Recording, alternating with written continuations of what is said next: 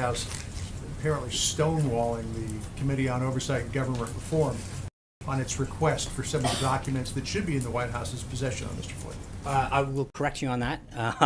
The committee sent a form letter to several agencies, including the White House, asking to find those documents. The documents in question, the Department of Defense possessed and sent over to him. The documents that occurred before he worked here would be up to him to turn over. So my understanding is the committee has the documents that they were looking for. In the letter that Mark Short, and I know that SF-86 was referred to the DIA. And it wasn't just referred to him, that's where it's held. Well, I know, but they were referred to the DIA for the SF-86, and apparently they have gained access to that document. But there are other documents that should be in the White House's possession that Mark Short, in the letter to the committee, said the White House can't provide because of sensitive nature. Also said that there were no documents that were available prior to the 20th. Right. But I also asked the question, does the White House believe that Lieutenant General Flynn might have broken the law when he filled out SF-86? I don't. That would be a question for him and a law enforcement agency, whether or not he filled. I don't know what he filled out and what he did or did not do. That all happened. He filled that form out prior to coming here, and so it would be up to the committee and other authorities to look at that. I don't know, but with respect to the letter, they asked for three things. The SF-86, which you properly point out was in the possession of the DIA. My understanding through reports is that they have obtained that. Then they asked for documents prior to January 20th. As you know through the Constitution, we didn't assume the White House until January 20th at noon, so we don't have the documents prior to assuming the White House. And then the third would be they listed for every call and contact that he made, which is an extraordinary number. That's a very that's a very unwieldy request. So was it the sheer volume of it, or was I mean, it's to say we want the National Security Advisor, whose job it is to talk with foreign counterparts on a daily basis to document every call that he may or may not have made, is not exactly a request that's able to be filled. But every document that they asked for, my understanding is that they've gotten.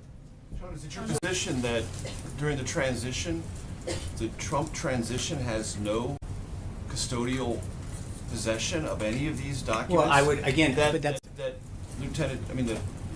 Flynn filled out as part of the process to become the president's national security advisor. I mean, you seem to be suggesting there's an arm's length relationship. No, because your transition. Right, thanks. There's two issues. He had an SF-86, which is a security clearance form that was filled out during the Obama administration. He had a investigation in 2016 that was done under the last administration. And again, those are not documents that the White House would ever possess on any employee. They would come from the requesting authority. Okay, so and so in that case, again, remember they sent out a form letter to I think 5 or 6 agencies requesting the same documents.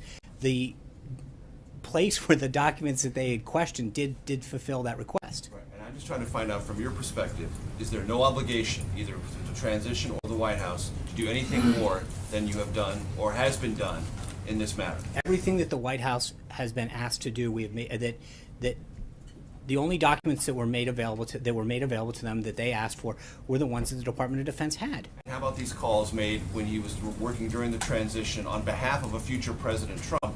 Aren't those things that you should have some either responsibility or obligation to provide if you can? Well, I think again, it's a question is if you can. When you ask for every call, no, but I think that's a pretty. There is, I mean, that to ask for every call or contact that a national security advisor made is pretty outlandish, if you will. To say that we want to have a list of everything that you know, there is no. But theoretically, but again, those calls were made on behalf of the Trump transition, were they not? When? When he was in the, I mean, this. Look, this Major, he did not. We started this administration on January 20th. Right.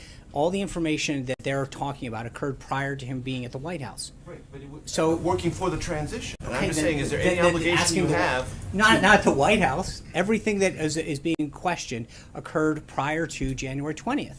But you actually for the delivery of those documents? But you're acting as if you had no custodial or ethical responsibility of your own transition. That's all I'm trying to do. No, and I guess the question is that what... He was not making calls as a private citizen. He was making it as a future national security advisor. I understand that. And right now, to ask the White House to produce documents that were not in the possession of the White House is ridiculous.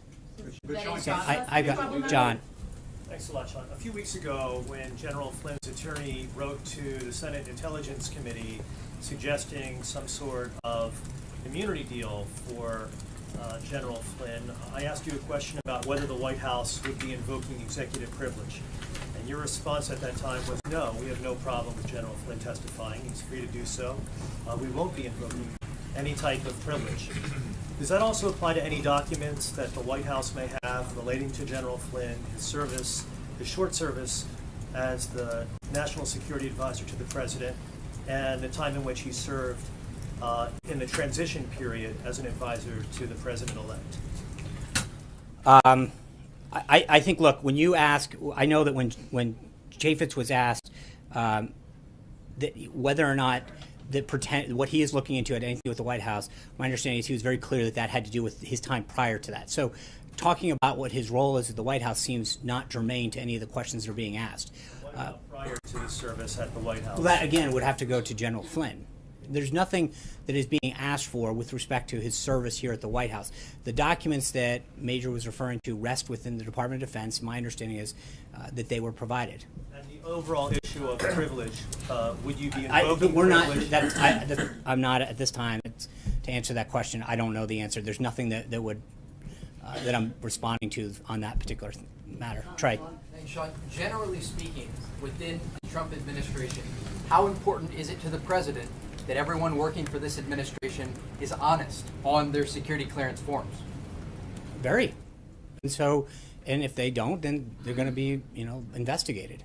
I mean, but you assume, look, everybody fills out forms all the time. All of us, at some point, we sign our name and swear under oath that everything that's done there. So I think each and every one of us, in different ways, signs our names and agrees to abide by the information that we provide. Just following up, do you know if the president is aware of the comments that were made by the House Oversight Chairman today? And does he agree at all with the assertion that it seems as though General Flynn was not in compliance with the law?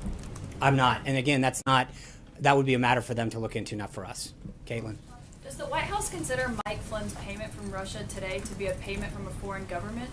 I don't know. That was, again, all of that occurred prior to his service. Or White House. Does this White House consider a payment from Russia today to be a payment from a foreign government? I understand. What I'm saying is everything that he did was prior to coming to this White House. So for us to determine someone else's thing as a consultant. Today, do you consider that to be a payment from a foreign government? I'm sorry, if what? If someone took money from Russia today. If they were an employee of the White House, absolutely. But again, I don't know the exact circumstances. Everything that is being discussed occurred prior to his employment at the White House, occurred as a consultant. And so whatever he did, as long as he did it in compliance with the law, as every one of us as a citizen has the right to do, that's up to an individual to do and then comply with the law. To follow up on that, why wasn't he more closely vetted during the transition period? Well, again, you fill out forms, and I feel like the White House and the Trump transition team should have known about this before they were having him come to the White House. Well, again, you fill out the forms, you do an investigation, you do a background check. Every employee gets that background check done, and they have a security clearance, and they fill it out, and that's how everyone operates under the same guise. I have two questions, but I want to follow up on that. So you're saying that it's a problem with the process of vetting, the vetting process, and not No, I'm just saying that. I'm I'm not saying it's a process of vetting. I'm saying that every single person who comes to work in here at a certain level is required to fill out the same form, an SF-86, and that background check is adjudicated. You rely on that person when they sign their name, and then investigators to pick it up. But there's always going to be in the case of people who had a prior